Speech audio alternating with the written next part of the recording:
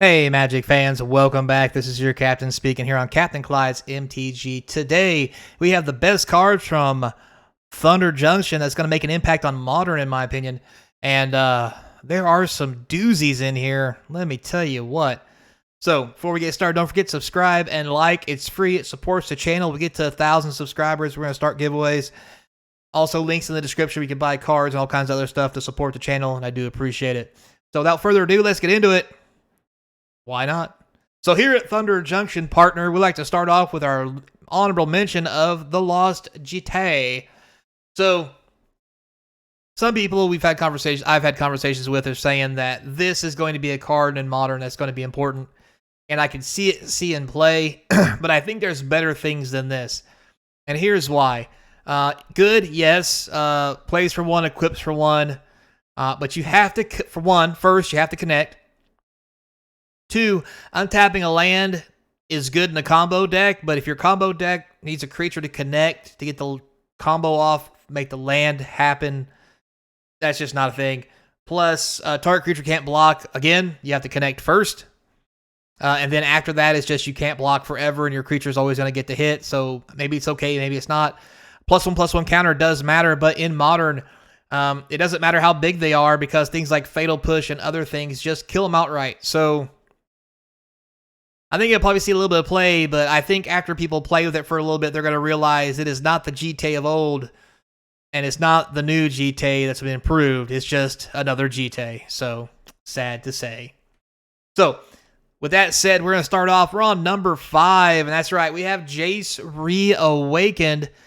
Why do I say that? Well, 2-mana Planeswalkers seem to be good in Modern. Go figure. Also, you can't cast this spell during the first X number of turns of your game, yada, yada, yada.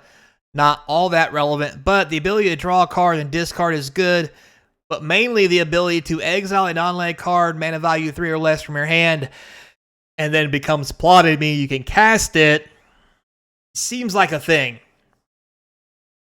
And there's lots of reasons for that. We'll go back to that in a minute. The -6 until end of turn, whenever you cast a spell, copy, you must choose new targets. I don't see that happening normally. I mean, maybe if this is in more of a controlling build, it might happen. And if it does, it's going to be bad time for everybody involved. But yeah. But the first thing that comes to my mind, and this is a little bit out of standard as well as about why this card would be broken, is you can only plot a card that costs 2 or less. Now, that said, you can draw and you can plot this card. Valky, God of Lies, which is only 2 mana for a 2/1. Not all that great. Get a creature out of your opponent's hand. It can become a copy, yada, yada. However, when you cast this, like most of the erratas on this card, you can choose to cast this side. Because you've already plotted it, and because you've plotted it, you can now cast it for free, meaning that you can cast this on turn 4, which is absurd for this Planeswalker. The exile ability, the target a creature or artifact that you then cast is also amazing. If it gets to -8, God help you in the game that you're playing. But yeah, so let's go back to this. Second or third turns of the game. So on the 4th turn for 2 blue, you can cast this, +1 it, put Valky, God of Lies, plotted, and then on the next turn, cast the Cosmic Impersonator. On turn 5, which is 2 turns faster than normal. Yes, you could technically ramp into it maybe faster, but hear me out. The thing about that is you've drawn 7 land. 7 land draws in Modern is probably a bad thing because you're not keeping up.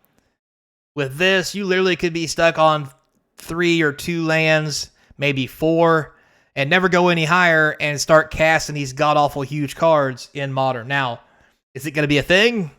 We're going to have to wait and see. But I really think this, among other things that are going on in the format, has lots of possibilities. And I do expect to see it tried or maybe even succeed in some way, shape, or form in Modern. So with that said, let's move on to number 4. Which is the good old Similac Room, the synthesizer. Blue and 2 artifact, enters the battlefield, you scry 2. This is mainly for artifact-centric decks.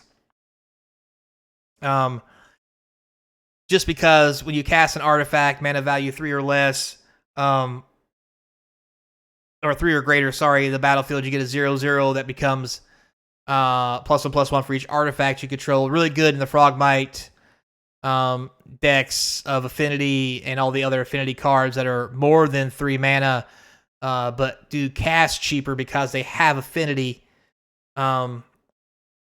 It may not be as good as well. It may only be a flash in the pan like Jace, but this is probably has one of the higher scales of possibilities to be playable inside the Modern format at 3 mana with the ability to do something basically for free and make creatures. So keep an eye out for that one.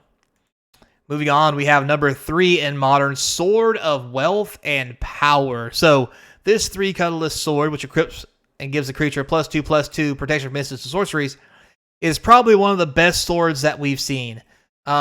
It doesn't give protection from colors, so it's not going to let you run past your enemies like some of the swords can do. But when you pump somebody with this sword, +2/+2 probably makes them almost unkillable. And the fact that instants and sorceries cannot target them does basically make them unkillable. Now, this works on yours too. It's not just your opponent's.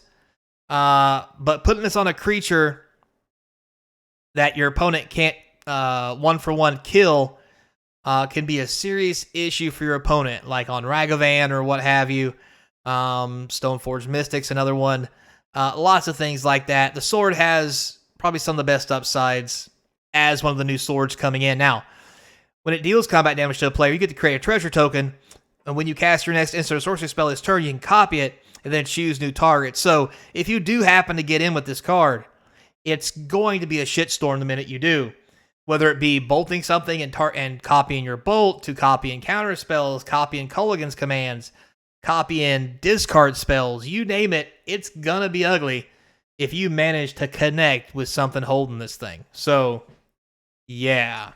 Now, move on to number 2. In my opinion, Magna, the Horde Master, is going to be huge in the format. Here's why. It's only 2 mana. It is only a 2/2, but when you commit a crime, you create a tap treasure token. It only triggers once each turn. Now, several decks already make treasures, and that helps this card already. You only have to sacrifice 3 to get your 4/4 red flying dragon, scorpion, dwarf, whatever thing. And the ability to commit a crime is huge in Modern. Committing a crime is going to be a thing that might be changing that format forever. Black-red with lots of discard. Every turn you can commit a crime by making your opponent discard. Whether you get a chance to make them discard, not because you miss, you have still committed the crime, and you still get your treasure token. Also, instant spells, especially like mono red, you can bolt your opponent, shock your opponent, whatever, is going to start spitting out treasures while this is on the battlefield, and start becoming an issue if you start pumping out 4/4s.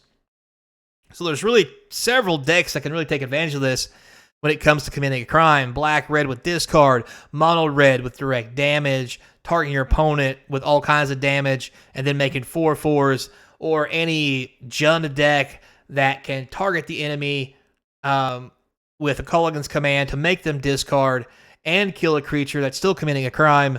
There's so much possibility with this. In Modern, it's committing a crime-ridden format, and it's going to be huge when this mechanic comes to Modern. And because of that, the number 1 card we have is Duelist of the Mind. This is another weird mechanic, but it's going to be good, and here's why. Blue and 1 for a star 3 flying vigilance, still as easily killable, still easily cast. But it's got its power is equal to the number of cards you've drawn this turn, so it's always going to be a 1/3. If you commit a crime, you may draw a card. If you do discard a card, this also triggers this ability only triggers once each turn. This is going to be a 2/3 on a regular basis, because again, making your opponent discard, bolting your opponent, or anything like that, killing your opponent's creatures, is going to cause you to draw and discard. And it says you may. If you don't want to draw and discard because your hand is good, you don't have to. But in animator decks that are blue-black or anything else like that, this is another way to fuel the graveyard. And and it may be a better way than things we've seen in the past when it comes to a creature. I mean, it has flying, it has vigilance, it does the things. I think this will be probably one of the next big cards for the modern format. So, with that said, guys, tell me what you think down below. Until next time, be kind, and as always, I hope to see you across from the game table.